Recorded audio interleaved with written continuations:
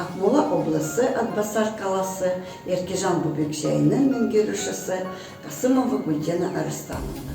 Біздің бөбекжай базасында құзыреттілік орталығы жұмыс жасайды. Құзыреттілік орталығының тақырыбы этно-мәдени құзыреттілікті қалыптастыру. Мақсаты педагогикалық озық тәжірибелерді тарату және енгізу. Құзыреттілік орталығының міндеттері тікелей басқарудан ынталандыру жүйесін қалыптастыруға, педагогтардың шығармашылық бастамасын дамытуға көшуді қамтамасыз ету. Баланың дамуына әсер ететін нақты экологиялық көрсеткіштер негізінде білім беру қызметінің сапасын басқару механизмін әзірлеу. Мектепке дейінгі тәрбие мен педагог кадрларды даярлаудың кәсіби деңгейін арттыру. Сапалы білім беру қызметтерін ұсынатын мектепке дейінгі ұйымдардың әлеуетін арттыру. Бөбекжай балабақшада өсу нүктелері бар құзыреттілік орталығының жұмыс жоспары жасалынды.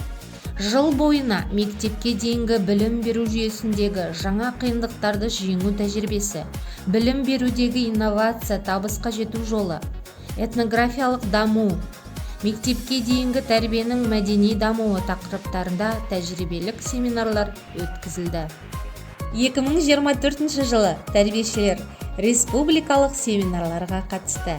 Көкшетау қаласы, Зерек бөбекжай балабақшасы, Алматы қаласы, нөмірі 76 бөбекжай балабақшасы, Шымкент қаласы, Ертарғын бөбекжай балабақшасы, Қарағанды қаласы, Мөлдір бөбекжай балабақшасы, Петропавл қаласы, Мирас бөбекжай балабақшасы семинарларға қатысып, сертификат иеленді. Құзыреттілік орталықтарының қызметі мыналарға мүмкіндік береді.